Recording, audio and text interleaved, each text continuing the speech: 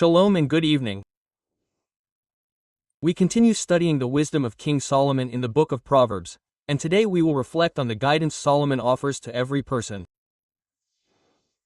Some people have no control over what they say when it comes to promises. It's easy to say, I will do it, I will give it, I say it, I promise it. Promises to the wife, promises to the children, promises to friends. And in the end, it doesn't happen. The G for Vilna says that in Hebrew there is the word sheker and the word kasev. What is the difference between sheker and kasev? Sheker means that the person speaks knowing that what they are saying is not true. They say, I will give it, I will buy it, I will arrive at such and such a time. And they already know from the beginning that it won't happen.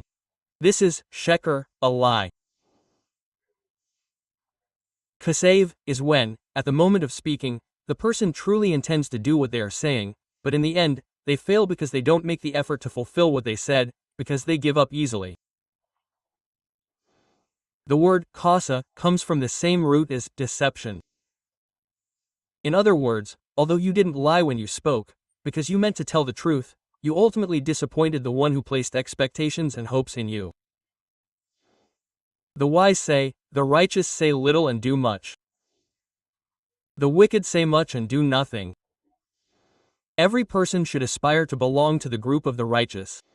They don't boast, saying, I will do it, I will. They say little, but in the end they do much. Even if you're planning to do a lot, say to yourself, why would I commit myself if I might not be able to fulfill it later? Where do we see this?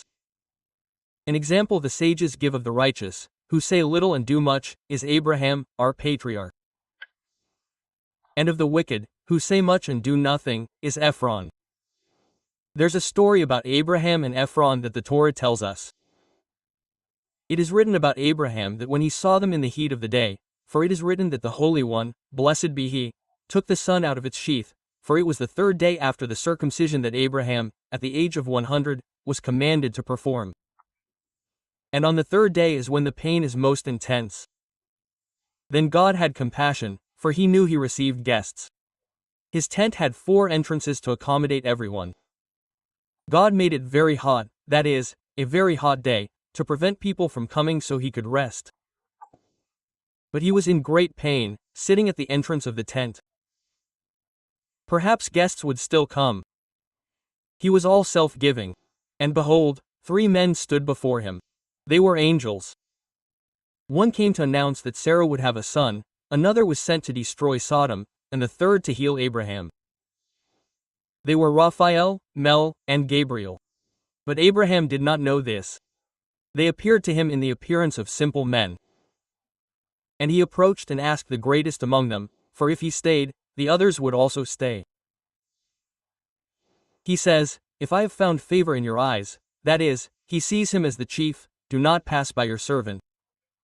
He refers to himself as a servant, he diminishes himself. Let a little water be brought, wash your feet, and rest under the tree, and I will bring a piece of bread and satisfy your hearts. Then you can go on your way. Quote. What does he say? A little water, a piece of bread, rest, and go. When they said, yes, we will stay. Immediately, Abraham says to Sarah, hurry, take 3 seahs of fine flour, knead it, and make cakes. Run to the cattle, prepare a tender, good calf, cook it, and make a true royal feast. Quote. He says, a little water, a piece of bread. And in the end, he made a huge feast. This is a righteous man. He says little and does much. Ephron the Hittite is the opposite. When Sarah, our matriarch, died and all the sons of Heth came, Sarah's funeral had not yet taken place. Abraham was a respected person in their eyes. And look, they asked, where do you want to bury her? Then he said to them, if I have found favor in your eyes, I saw that there is a cave, the cave of Machpelah, where Abraham and Sarah and all the patriarchs are buried. This field belonged to Ephron the Hittite. It was a cave inside a mountain. Today, in recent centuries, a structure has been built over it, but originally it was a 2-story cave. Adam and Eve were already buried there. Aronia had such a treasure in her field, but Abraham knew. So he said, whatever you ask, I will pay. I want this cave. Eon replied, "By no means. I don't want money, you can have it for free."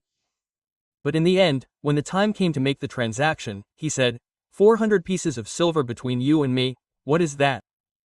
It's only 400. And Abraham weighed out to Ephron the 400 pieces of silver accepted in trade, that is, not a local currency, but an internationally accepted currency, usable anywhere. He said free, but in the end he demanded 400 pieces of silver. That's how the wicked are. They talk a lot and don't even keep what they say. Then they want everything for themselves. Everyone should get used to belonging to this group of the righteous, those who not only keep their word but even limit themselves to what they promise from the beginning. As the sages in the Talmud said, it's good advice for everyone to learn to say I don't know. Because you might commit yourself and end up contradicting yourself. In other words, if there's something you're not sure about and someone asks you, don't answer just to appear to know. In the end, it will turn out that it wasn't so, and you will be ashamed. If you are not sure, you can say, I don't know, or it seems so to me, or I think it is around there. But do not speak confidently when you are not sure, so as not to disappoint others or yourself. Where do we see this in the Torah? When the Holy One, blessed be He, said to Moses, "Go to Pharaoh and say to him, at midnight I will go out and strike all the firstborn in Egypt." That is, the 10th plague, that of the firstborn, when? At midnight. But if we look at the verses of the Torah, when Moses comes to Pharaoh, he does not say at midnight, but rather, around midnight the plague of the firstborn will occur. The Talmud, in Tractate Berahot, asks why he says around midnight if he knew it would be exactly midnight. Then say, at midnight it will be at the exact time. And the Talmud answers, because perhaps Pharaoh didn't know exactly when midnight was. He might have thought it was at a different point, when in fact the true midnight was 3 minutes earlier or later. And then, when the plague occurred, Pharaoh would say, he said it would be at midnight and it wasn't, without realizing that the mistake was his. That's why Moses said around midnight, so that he couldn't be accused later of having said something that didn't happen, as was said. So too, the sages teach us standards of behavior, how a person should conduct themselves. That their speech should always be trustworthy in the eyes of people and, even more so, that they never lie. And that's what the verse here about King Solomon says in the book of Proverbs. Lying lips are an abomination to the Lord, but those who act faithfully are His delight. Whoever speaks lying words with their lips. We've seen previously that when Solomon speaks of lips, he's referring to words that come out quickly. Lips, as on the edge of the sea is the extremity, that is, what already comes out of the mouth. When he speaks of the tongue, he is speaking of something deeper, more internal. Lying lips are an abomination to the Lord. There are people who, as they say, pour out lies from their mouths. They are accustomed to it. Just like that, they throw out words without truth, without basis, they speak without any intention of fulfilling them. The saint, blessed be he, abhors such a person. And those who act faithfully are his delight. It is not written, those who speak faithfully, but rather, those who act faithfully. That is, someone who is trustworthy in their speech. This is called acting faithfully in the sense of trustworthiness. We are not talking here about faith as we normally understand it. Faith in God, this is on a deeper level, but in the simple sense, acting faithfully means being a person who is trustworthy in speech. This is the meaning of his delight. Someone who is desired and pleasing in the eyes of God. Let's ask a question. What is the opposite of the word want? Want, and what would be the opposite? Normally, the natural answer would be want, and not want. But that is not entirely accurate. Not wanting is not the extreme opposite of wanting. There is wanting, there is not wanting, but there is also not opposing. And there is opposition, which is even more extreme. And the most extreme of all, the true opposite of wanting, is detesting. Wanting means you have a desire, a passion for something. Then there is the state in which you don't want it. If you do, that's fine. If you don't, it doesn't matter either. This is not wanting, but also not opposing. There is the level of opposition and then repulsion. Repulsion means disgust, something that causes you total aversion. So, when you take the word wanting, on one side is desire, and on the other extreme is detesting. And these are exactly the two words King Solomon mentions in this verse. Lying lips are an abomination to the Lord. A person who knows they won't do what they say, but speaks anyway, because they don't care what they say. This person is an abomination in the eyes of God. In the Talmud it is written, "The company of liars does not receive the face of the divine presence." It's as if the king were saying, I don't want to see that person. If you want something from me, ask through messengers. I detest him, I can't bear to see him. Quote, thus the wise men say, liars do not see the divine presence. On the other hand, he who acts faithfully is his delight. That is, he who is trustworthy, who applies himself, who fulfills what he says. He is a person desired in the eyes of God. Why is this so important? Because this question of the quality of truth is so precious in the eyes of the saint. Blessed be he. After all, he spoke and did not fulfill what has already happened. The wise men say, the seal of the saint, blessed be he, is the truth. This is a metaphor. Not that he literally has a seal, but as in an example, when a king has a seal, what does he put on that seal? What most represents him? What most represents the king? Just as a country has a flag, the flag represents the country. Each element on the flag has a meaning. In the United States, for example, there are stars representing the states of the Union, and the colors and stripes also have meanings. Everything has a reasoning behind it. With the Holy One, blessed be he, his seal, so to speak, is truth. That is, the foundation of everything is truth. And this truth God has embedded in both the laws of nature and the laws of the Torah. To us, it may seem obvious that natural laws exist. You plant wheat and know that wheat will grow, nothing else will. This seems natural to us because we are already accustomed to the laws of nature. But in reality, it could be different.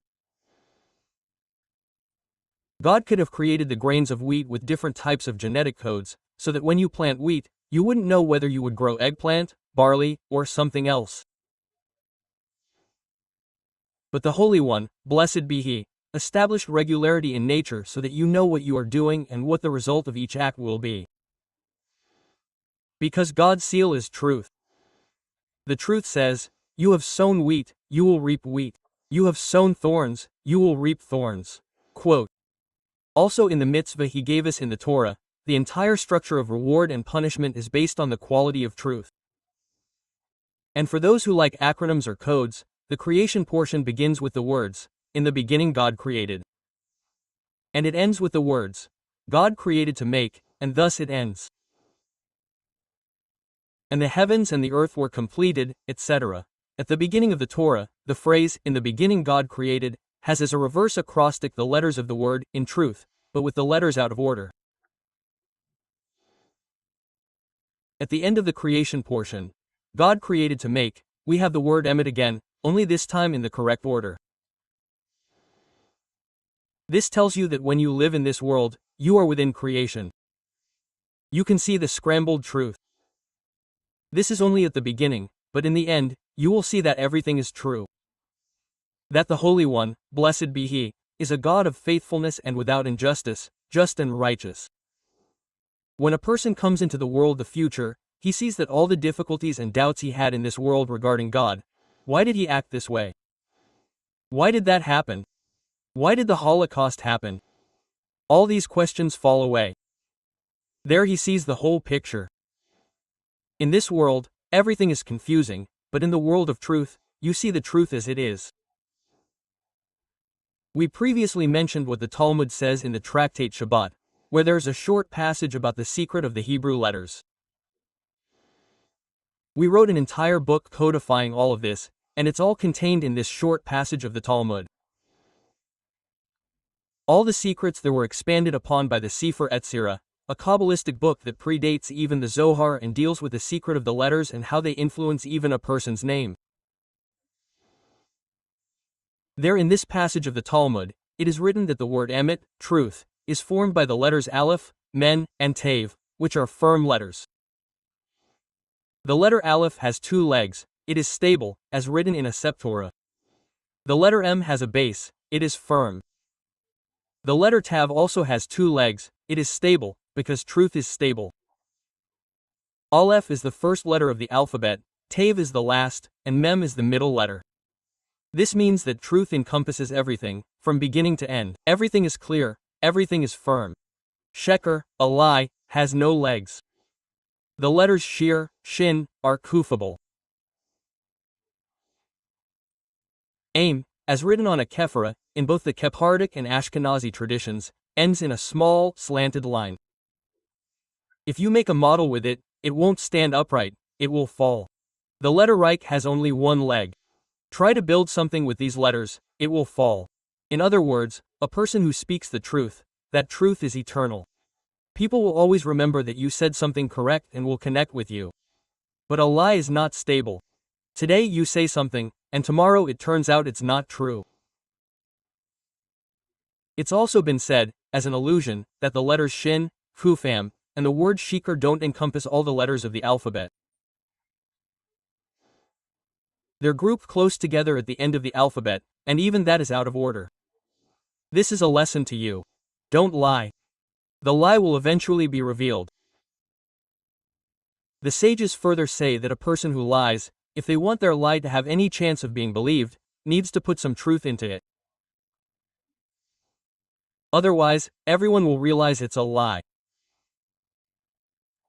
That's why professional liars, so the sages say, like the spies sent to the land of Israel, also mixed words of truth into their lies. Thus, the person hears and says, I know this is true, so maybe the rest is too. But this doesn't hold up. You can deceive for a while, but then everything falls apart and is discovered. And the poor soul who lied is viewed with contempt. This is the punishment for those who tell lies, for even when they speak the truth, they no longer believe them. And here King Solomon says, lying lips are an abomination to the Lord. In other words, whoever wishes to be loved by the Holy One, blessed be he, must completely turn away from lies. And here the lie he refers to is fulfilling what you said. It's not the kind of lie where a person tells stories that never happened. He already talked about that in previous verses. Here he's talking about if you said something, fulfill it. Stand behind your words. If you said something, intend to fulfill it. And if something happened, justify yourself, explain it. But don't leave people waiting. A father can be a great orator, speaking beautifully about how we should behave, that we shouldn't curse, that we should speak respectfully, and be truthful. But if a child sees that in a moment of anger their father swears and acts in a completely opposite way, what will make a greater impact on the child? The long speech about how swearing is wrong or the father's attitude in that moment is like listening to a lecture by a renowned professor on the harms of smoking, accompanied by explanatory slides, and in the middle of the lecture the professor takes out a cigarette and lights up. What has more impact, the lecture or the personal example? Personal example is the most influential, even coming from an ordinary person, and even more so when it comes from parents. For a child, parents are everything. They are the role model, the standard of reference. Therefore, the Talmud says, if you promise something to a child, keep it. This way, you teach them to keep their word. Otherwise, you teach them to lie. Sometimes the child remembers the promise but doesn't say anything out of shame or because they think, Daddy must have forgotten. I won't remind him of this. Quote. But you said a word, so keep it. When the child sees that their father keeps his word, even if they've already forgotten, besides learning the value of truth, this also strengthens the deep bond between father and child. The child feels that their father is a trustworthy person, someone they can rely on, whose advice is truly for their own good. They realize it. He remembered me, cared about me, even took money out of his pocket to give me something I hadn't even remembered, but he promised and delivered. It doesn't matter the child's age. Seeing that their parents care, that they are attentive and present, gives them self-confidence, joy in life, and tools to face different situations. Furthermore, they themselves will become a good example for their future children, as they will say, "My parents treated me this way, and this is how I will treat my children." Research shows that in raising children, people tend to reproduce what they received from their parents. If a child grew up seeing fights, arguments, yelling, and disrespect, they will easily repeat this in the future. But if they saw parents who respect each other, who speak clearly, who keep their word, who show trust and fidelity, they will pass this on forward. And what happens to an adult who hears this and says, "But I didn't see a good example in my parents. They didn't behave well with me, or with each other. What is my situation? Will I pass this on to my children?" The answer is, yes. The risk is great that, without realizing it, you will repeat the same pattern. But there is a solution. The solution is to tell yourself, in the same weaknesses my parents had, I need to work hard, both through learning and personal training. You need to study. If you saw problems like anger in your parents, a nervous, explosive father who lost his temper, you should look for books on how to overcome anger, listen to lectures, seek counseling, train yourself in this as one would train the muscles of the body. Just as we can develop physical muscles, we can also develop the muscles of the soul and gradually change, first in small ways, then in larger ones, until we reach a healthy state. Someone who grew up in a home with divorced parents and before the divorce witnessed insults and humiliations might say, "I'll be different, I'll act differently." But when you get married, these traumas may surface. You need to work on them, and it's certainly possible to correct them. On the contrary, you can learn valuable lessons and reach the highest and healthiest level in your relationship because you've seen with your own eyes the disaster that misconduct can cause. But it takes effort. Don't expect it to happen on its own. There are books that deal with peace in the home, with advice and guidance. There are also excellent Torah-based courses. When a child sees their parents behaving well with them, being true to their word, the mother said she would give them something. And even if the child has forgotten, they fulfill it. This child is formed differently. Today, there is an unhealthy phenomenon. Parents who raise their children as if they were an object, as if the child were just another item, like a piece of furniture, a car, something in the inventory.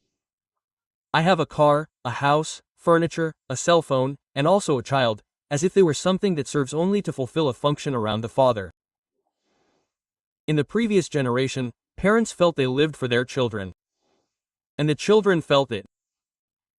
They knew that their father and mother lived for them, worked for them to have the best, made an effort, educated them. So, the child grew up emotionally healthy, with that great support behind them. Today, it is common in many homes for the child to be treated as a burden to be managed. The father and mother come home from work, the child comes home from school, and they put them in front of the screen alone. So as not to get in the way, they buy her whatever she wants. Thank God, there's money. The child has everything, but she has no parents. She has no father, no mother. She doesn't feel their presence. They go traveling, going on trips abroad. Where are the children? Left with neighbors, with grandparents, an occasional phone call. Then they bring big gifts from abroad. But does the child need these gifts? What she needs is the heart of her parents, the connection with them. It's true that sometimes a father or mother needs a break, to breathe a little, but everything must be done wisely, without exaggeration, with balance, and this is learned. We all know how it was in previous generations, as they say, how children were raised, how much dedication, how much commitment. Just look at how today, just the fact that women work already poses a challenge for children. In the previous generation, the father worked and the mother stayed home with the children. This was the case for all generations. And then the children received the warmth and love of the mother, the dedicated care. In fact, a woman who can now be with her children and feel satisfied with it, and who has sufficient support, is much better for their children's upbringing. If she feels, whether for financial or emotional reasons, that she also wants to fulfill herself personally, to do some activity, that's fine, but she needs to know the limits. She doesn't need to immerse herself in her career to the point of losing her children because of it. Even if she is talented, capable of managing complex systems, raising children, building a healthy soul, is more valuable than any project in the world. That a child grows up with emotional health, with a good education, with a joy for life. This is worth more than building factories or large enterprises. These are values on which our sages placed great emphasis, especially with regard to commitment, responsibility for one's word, both in relation to children and to anyone else. A person who adopts this principle of being pleasing in the eyes of God, of acting faithfully, of being trustworthy, of doing what they say, becomes not only someone loved by God, but also loved by people. In the business world, for example, we know if someone's word is valuable, they become trustworthy.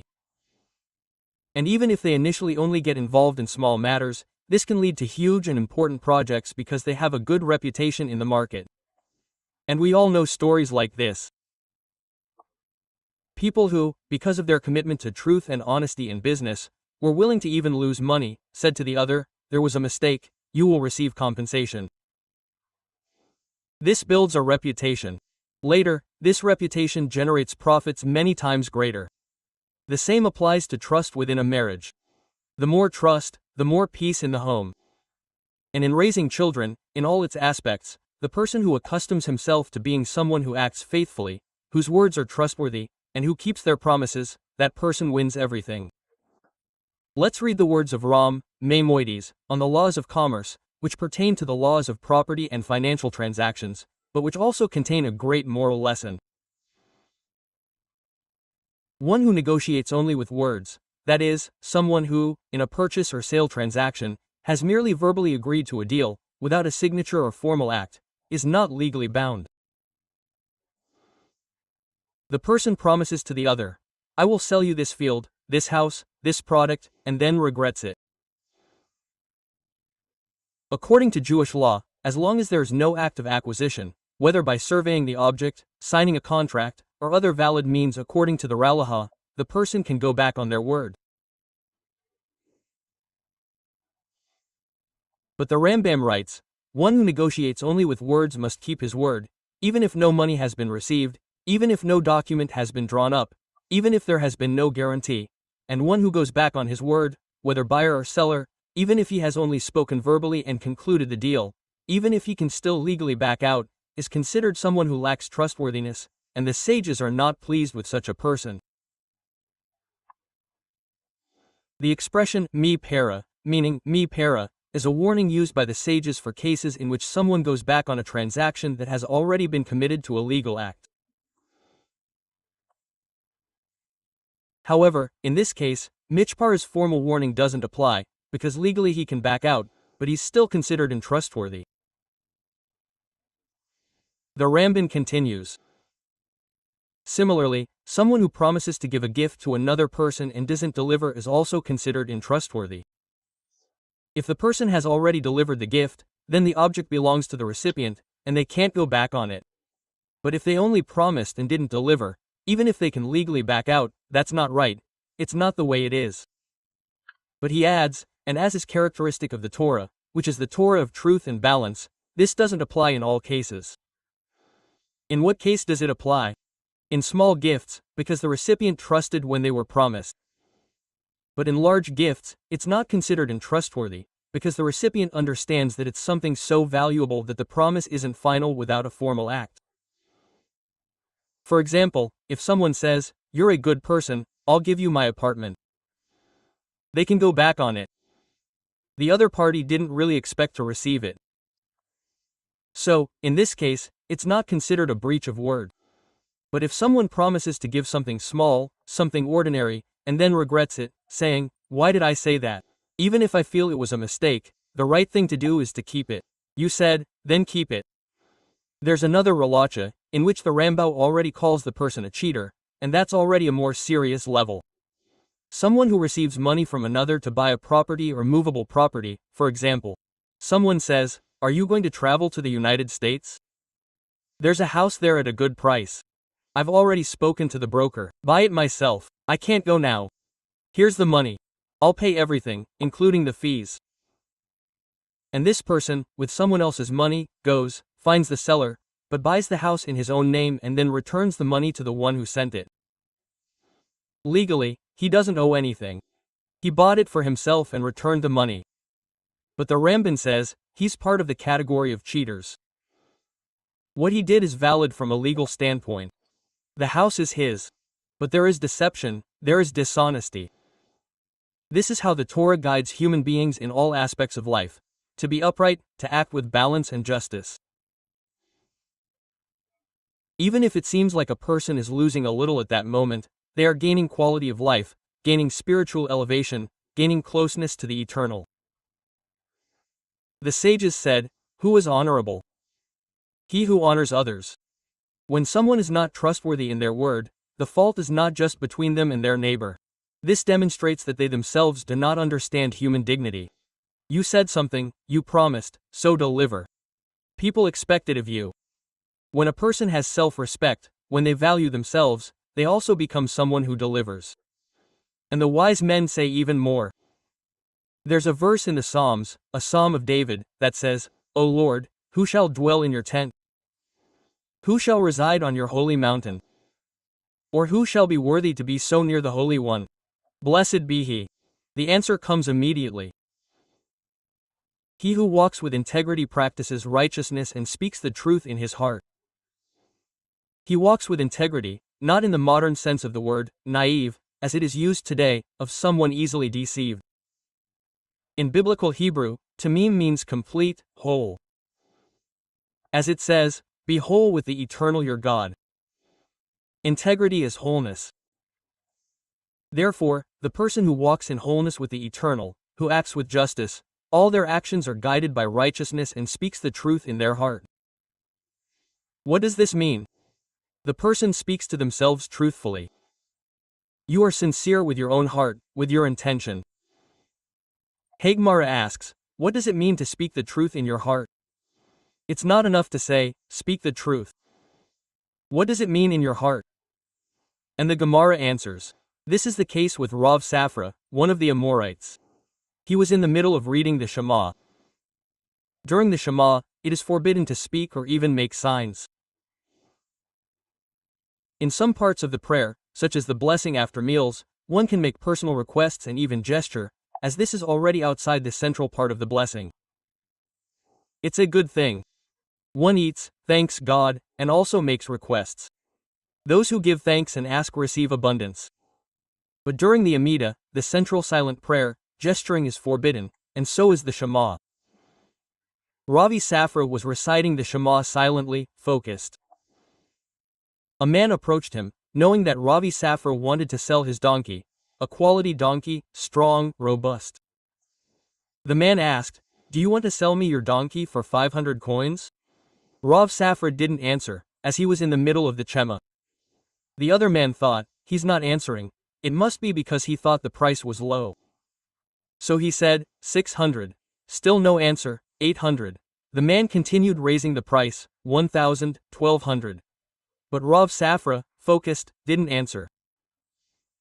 When he finished the Shema, Rav Safra said, "Yes, I want to sell the donkey, but for 500. The surprised man said, "But I offered 1,200 just now."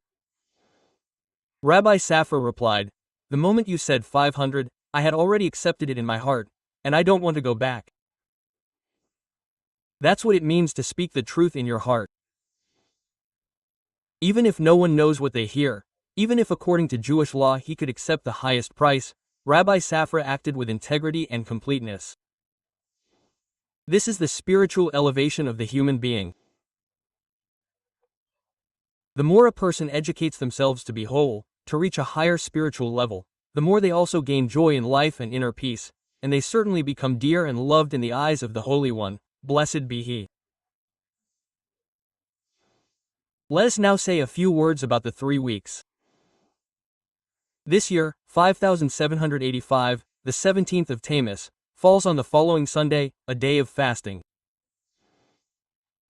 These 3 weeks, which run from the 17th of Tammuz to the 9th of Hashem, or a period in which, according to the sages, it is necessary to be more careful than at any other time of the year with dangerous situations, as the attribute of severity is at its most intense during this period. On the 17th of Tammuz, the walls of Jerusalem were breached.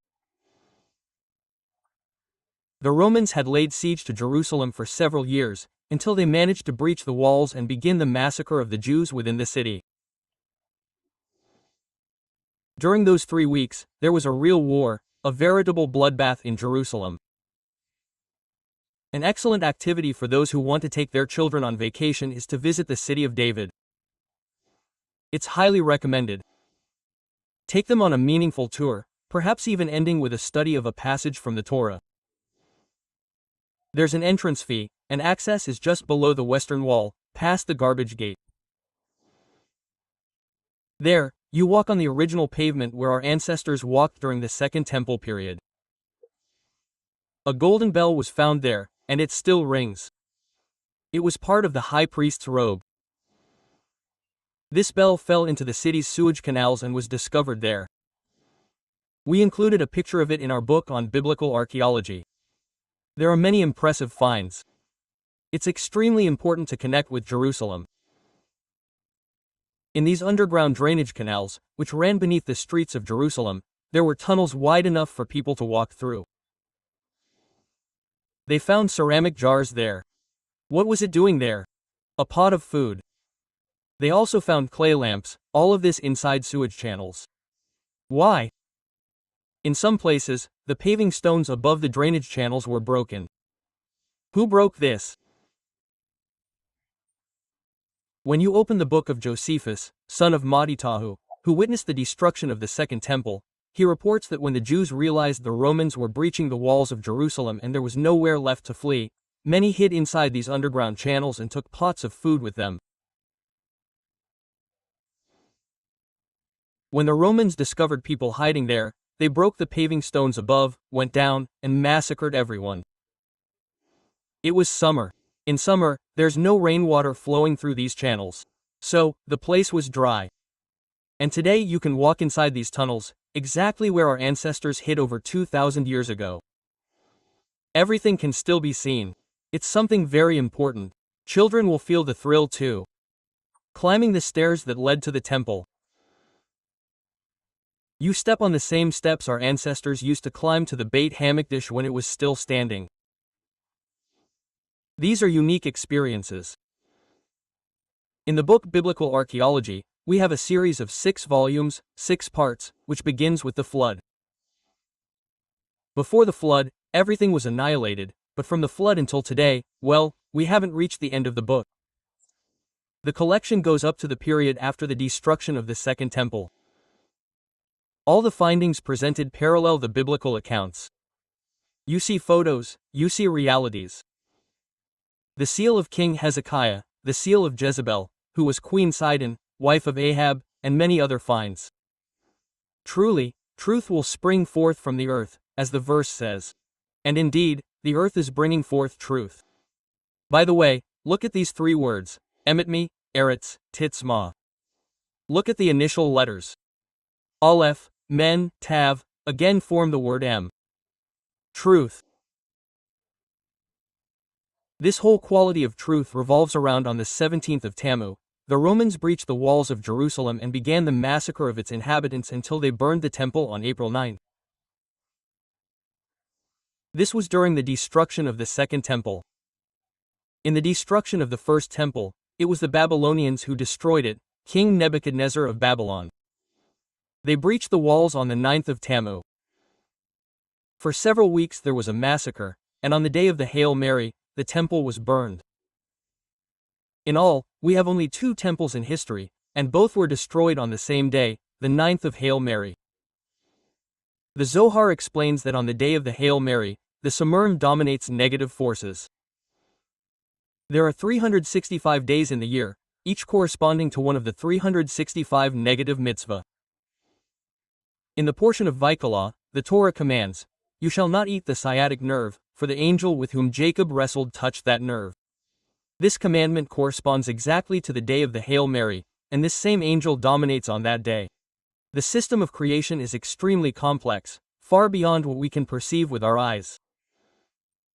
Therefore, during these 3 weeks, even though today the fast falls on the 17th of Tammuz, as occurred during the destruction of the Second Temple, and not on the 9th of Tammuz, as occurred during the destruction of the First Temple, which was rebuilt, the fast remains on the 17th. Since the Third Temple has not yet been rebuilt, we continue to fast on that day. But when it is rebuilt, we will no longer fast, not even on April 9th. After the destruction of the First Temple, there was a 70-year exile in Babylon. When they returned and rebuilt the Second Temple, they fasted on the 9th of April. After that was also destroyed, we resumed fasting. And so it will be until the Third Temple is rebuilt. During these 3 weeks, it is written that Midat Radim, the attribute of judgment, is intensified. In other words, any small oversight can cause harm. Therefore, we must be very careful. If possible, avoid the sea during these weeks. There have been many reports over the years that these weeks are difficult.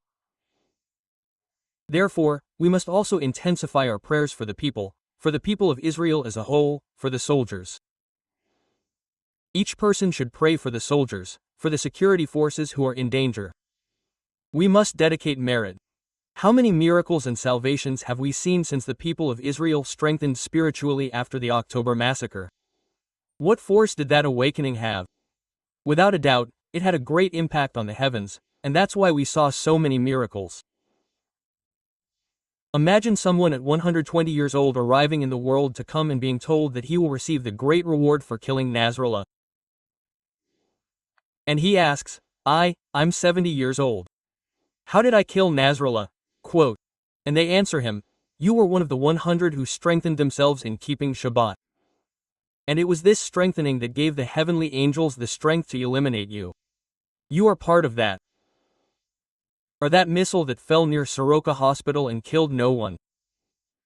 It was thanks to their strengthening of purity, the use of the kippah, the tzit, and the study of Torah. It is written, the study of Torah is equivalent to all other mitzvah. Today, many don't understand why young men stay in yeshivot studying Torah. But this is also part of the army. It is important to understand that a yeshiva student, who studies Torah, is protecting the people of Israel.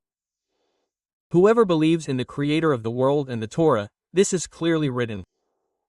And whoever doesn't believe needs proof that there is a Creator and that He gave us the Torah. Unfortunately, there is a lot of incitement from left-wing media, and sometimes even those who believe can end up confused. Therefore, those who have faith must strengthen themselves. During these 3 weeks, we must be even more careful about dangers, more than at any other time of the year. When driving, in everything, we must be extra cautious.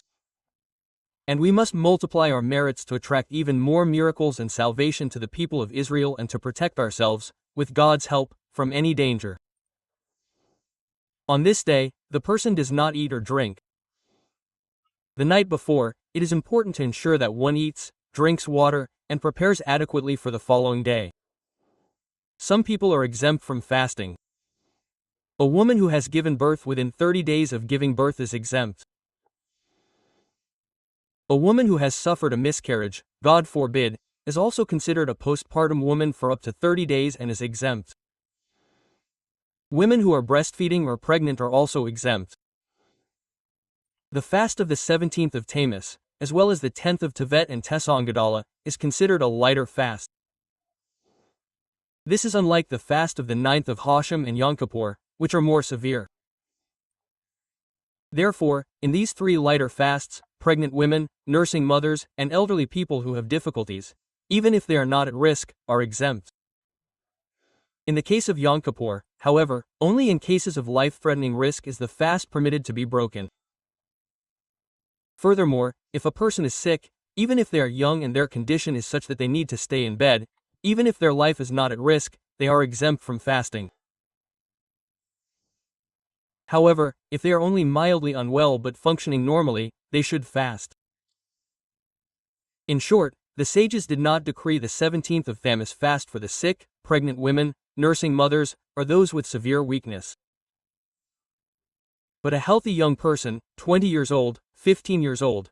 You are not pregnant, not nursing, not sick. So why not fast? Yes, fast. It is written, everyone who mourns for Jerusalem deserves to see her joy. It's not always easy, especially for those who work.